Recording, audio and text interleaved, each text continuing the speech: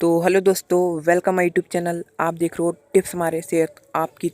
तो आज की वीडियो में हम बताने वाले हैं कि आपको भी बहुत खांसी या आप भी खांसी से परेशान रहते हो तो उसे ठीक कैसे करें। तो चलिए चलते हैं वीडियो पे। आपको अदरक का रस 1 तोला और शहद का रस 1 तोला उनको गर्म करके आपको एक दिन में 2 बार पीने से आपकी जो खांसी है उसमें बहुत फ़ायदा पड़ेगा। आपको कितनी भी बड़ी खांसी हो उसमें बहुत फ़ायदा करेगा। तो चलिए आज की वीडियो में इतना ही, मिलते हैं नेक्स्ट वीडियो में।